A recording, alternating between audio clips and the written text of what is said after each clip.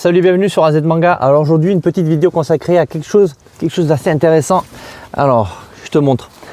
Il y a quelques jours mon frère est rentré de Barcelone, il est allé faire un petit séjour en Espagne et puis il a eu la bonne idée de me ramener quelques petits trucs sympas. Et aujourd'hui je vais te présenter le Dragon Ball Color qui est actuellement en Espagne, diffusé là-bas.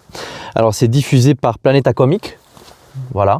Donc faut savoir que c'est le même délire que chez nous, hein. On est sur la même chose que les Dragon Ball Full Color, qui sont très bien aussi, hein.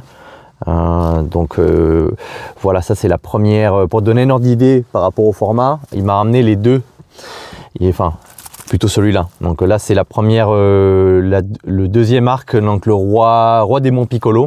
Donc ça c'est la version FR, hein, que tu connais, et ça c'est la version espagnole.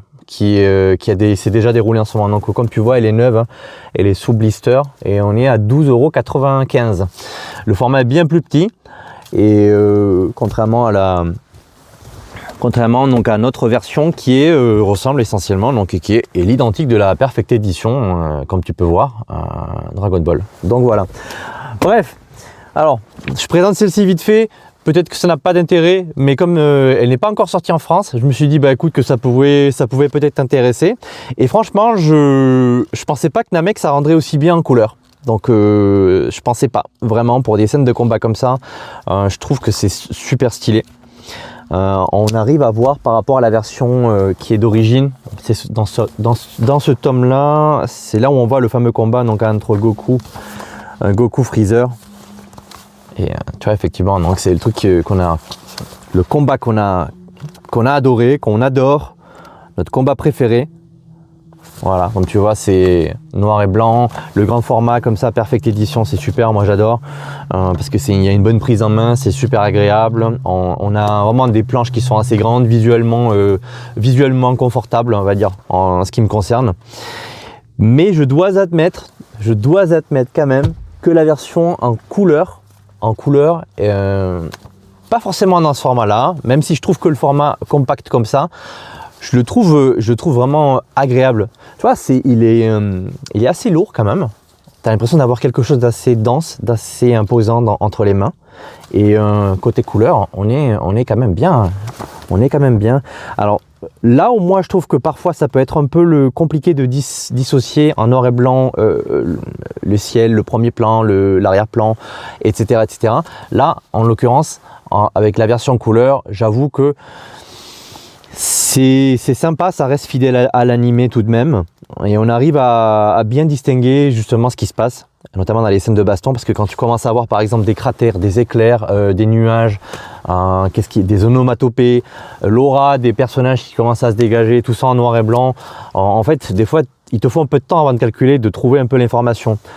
Et autre chose qui est vraiment sympa, alors je ne l'ai pas lu en entier parce que j'ai pas encore eu le temps de tout lire, mais par exemple voilà, les scènes de combat comme ça, les fonds de couleur, c'est vraiment épique, hein, et c'est beaucoup plus immersif je trouve d'avoir un peu de couleur. Moi qui étais assez réticent au départ, alors peut-être dans les premiers volumes, donc où on est quand même, quand on est sur du Dragon Ball, on a pas mal de fonds de couleurs comme ça, bon pourquoi pas, ça apporte pas forcément grand chose, donc il n'y a pas autant de détails, mais attention, ça reste très sympa, hein, ça reste très sympa aussi. Alors que dans les scènes de combat, en couleur, je trouve que les couleurs, elles prennent vraiment tout leur sens dans les scènes de combat, dans les paysages un petit peu plus détaillés. Par exemple, là, ici, le village Namek complètement détruit. On arrive à bien discerner, à bien dissocier la mer, la partie terre, les habitations. Je sais pas, il y a un truc qui est bien plus, c'est plus lisible, je trouve, à certains moments. Et du coup, ça rend l'expérience de lecture beaucoup plus agréable, par définition. Le ciel bleu, le ciel noir comme ça, c'est sympa ça aussi, hein. C'est stylé. Après voilà. Et contrairement à ce que je pensais, si tu suis un peu la chaîne, tu sais que moi les formats comme ça, les petits formats de base un petit peu basiques, les formats de base des mangas, je crois que c'est les tankobon, hein. Ben en fait voilà, pour moi c'est pas forcément l'idéal. Parce que ça me demande un effort supplémentaire en termes de visionnage, en fait, de lecture. Tout est plus petit, il faut vraiment forcer quand il y a quand même pas mal de texte. Alors qu'en couleur, je trouve que ça va de soi. C'est quand même plus agréable. Je trouve que c'est quand même bien plus sympa. Les détails on arrive à vraiment facilement à les voir. Ça fait vieux boomer. Hein. Mais du coup, je reviens un petit peu sur ce que je disais. Je trouve que la couleur, ça apporte quelque chose d'assez intéressant. Et voilà, c'est plus visible, c'est plus vivant, c'est plus dynamique. Même si je suis vraiment fan aussi de la version d'origine, parce on peut vraiment voir le travail d'ancrage qui a été fait dès le départ, qui est vraiment magnifique aussi. Hein. C'est sublime la version originale. Après, on a des scènes de couleurs comme ça, on a des planches qui sont colorisées par rapport à ce que Akira Toriyama avait fait, qui sont très bien aussi, hein.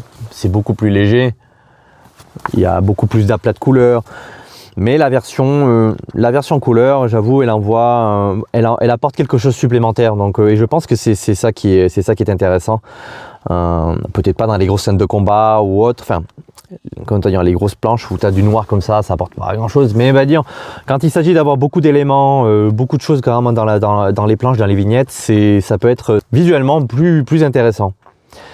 Donc qu'est-ce que je peux te dire de plus? Donc bon, après ça change pas par rapport à nous, hein. On est quand même sur les mêmes couvertures, ça s'est harmonisé, tout ça c'est standard, c'est le même pattern, hein.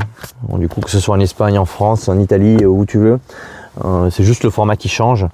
Et voilà, je trouve que c'est vraiment super. Donc voilà, c'était une vidéo très courte pour te faire juste un petit retour d'expérience donc de cette édition, de ce volume qui n'est toujours pas sorti en France. Donc peut-être qu'à l'heure à laquelle tu verras la vidéo, ce sera toujours pas le cas.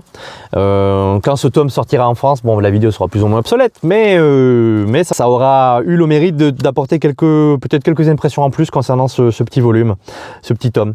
Donc voilà, très sympa en tout cas. Voilà, si j'ai d'autres nouveautés, d'autres trucs un petit peu qui sont pas encore sortis, je t'en ferai part, je ferai une petite vidéo rapide sur la chaîne. Et donc voilà, dis-moi en commentaire ce que tu en penses. Est-ce que tu préfères la version de color? Est-ce que tu préfères la version noir et blanc? Donc ça, c'est un grand débat. Donc ça, est-ce que tu aimes les deux? Est-ce qu'il y a des pour et des contre? Enfin bon, ça m'intéresse. Voilà. Sur ce, je te dis à la prochaine.